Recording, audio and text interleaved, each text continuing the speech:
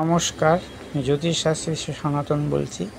আজকে আপনাদের বলবো যে একাদশ ভাবের যে অধিপতি দ্বাদশ ভাবে অবস্থানের কি ফল লাভ হতে পারে। এই যে দেখছেন, এটা যদি লগ্ন হয় তাই একাদশপতি হবে এই শুক্র। বিষ হবে একাদশপতি। এই একাদশপতি এই বিভিন্ন গ্রহে বিভিন্ন ভাবে লগ্ন, দ্বিতীয়, তৃতীয়, চতুর্থ, পঞ্চম, ষষ্ঠ, সপ্তম এইসব ভাবে অবস্থানের কি ফল লাভ হতে পারে। যারা জ্যোতিষ শিখছেন, যারা জ্যোতিষ সম্বন্ধে আগ্রহী বা জ্যোতিষ নিয়ে চর্চা করেন, তাদের জন্য এই ভিডিও খুবই উপকৃত। এবং যারা নিজের জন্মকুণ্ডলী দেখতে চান বা নিজের জন্মকুণ্ডলী আছে অথচ দেখতে পাচ্ছেন না, তারা এই ভিডিও দেখলে অবশ্যই উপকৃত হবে। আসুন আজকে জেনে নিই একাদশ ভাবের যে গ্রহ তার দ্বাদশ ভাবে অবস্থানের ফলাফল কি হতে পারে।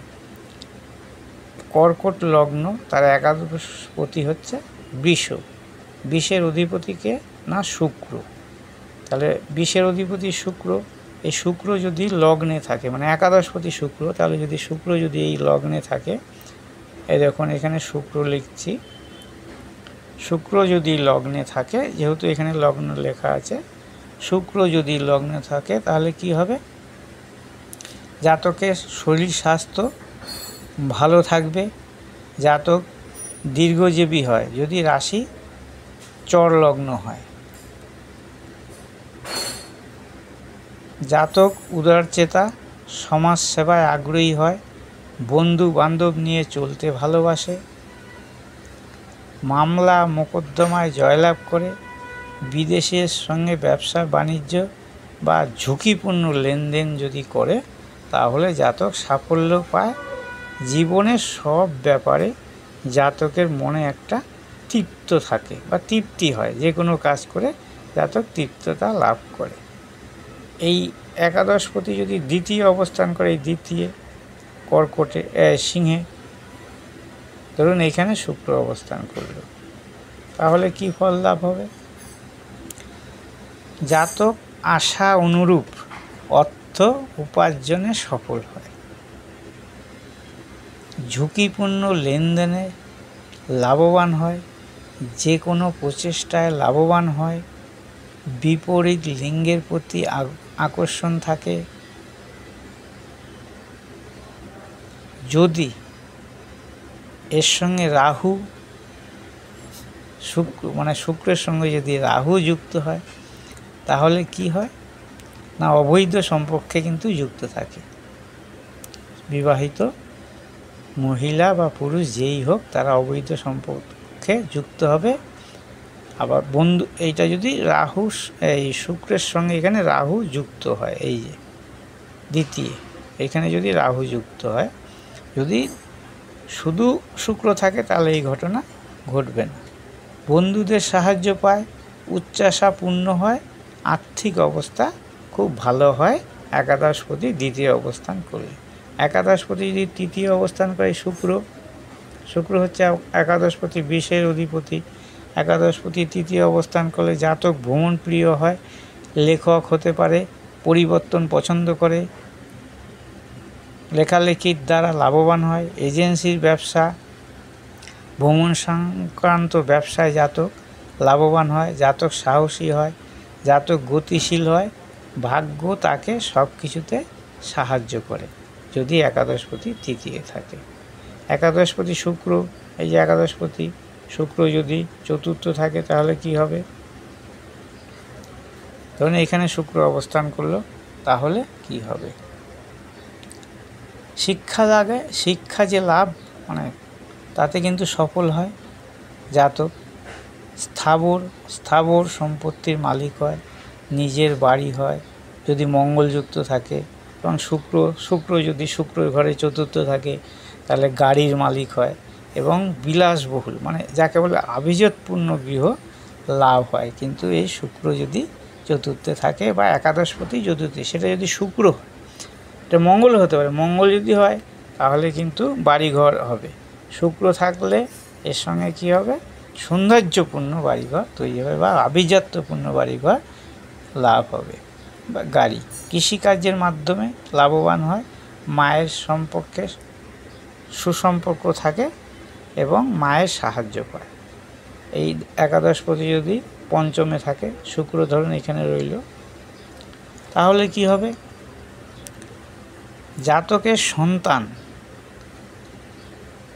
দ্বারা জাতকের জীবনে মানে সুখ লাভ বা সন্তান হওয়ার পর উন্নতি লাভ, সিনেমা, টিভি, নাটক, সঙ্গীত, নৃত্য, চিত্রকলা প্রভৃতির মাধ্যমে আয়, প্রেমে সফল, শেয়ার, ফটকা ইত্যাদিতে লগ্নি করে লাভবান হয়, সব সময় আনন্দে থাকতে পছন্দ করে এবং জীবনে পারিবারিক ব্যাপারে সুখী জীবনযাপন লাভ করার চেষ্টা করে, বা যদি শুভ গ্রহর দৃষ্টি পড়ে, অশুভ গ্রহের দৃষ্টি যদি না পড়ে এই পঞ্চমে, তাহলে সে পারিবারিক সুখ কিন্তু লাভ করে।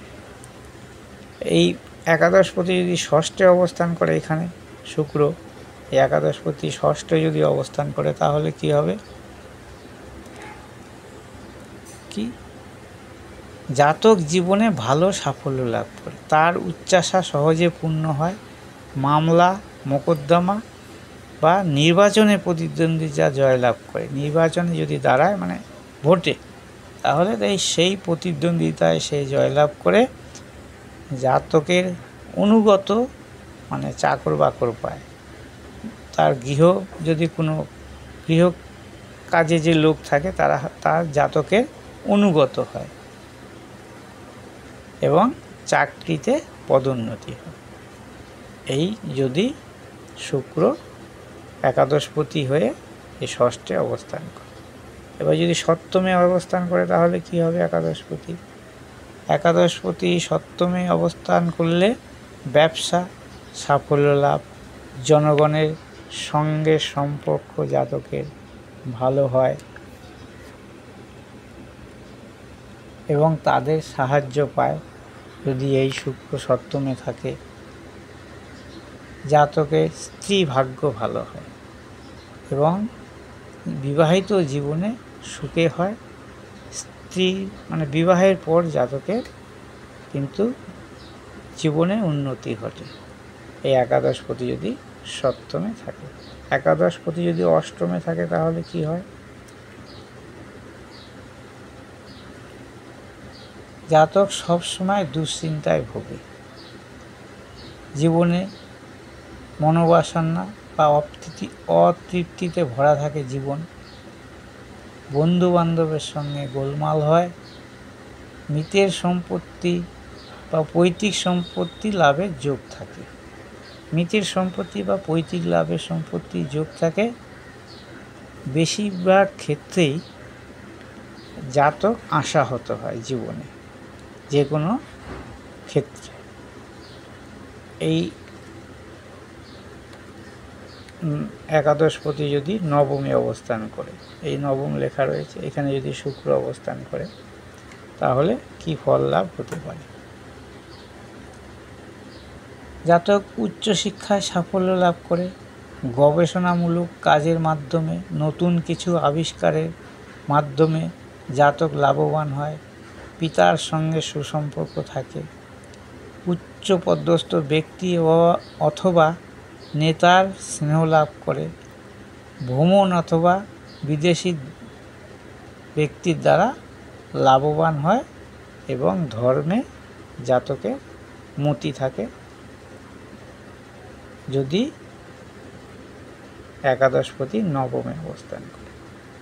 একাদশপতি যদি দশমে অবস্থান করে, তাহলে কি হয়, একাদশপতি দশমভাবে অবস্থান করলে জাতক উচ্চ পদে সমাজে প্রতিষ্ঠিত হয়, মান সম্মান লাভের জন্য জাতক সচেষ্ট হয় এবং সরকারি বেসরকারি যেখানেই সে কর্ম করুক না কেন, সে কিন্তু পুরস্কার লাভ করে, জাতক কর্মে সুনাম লাভ করে এবং উন্নতি হয়।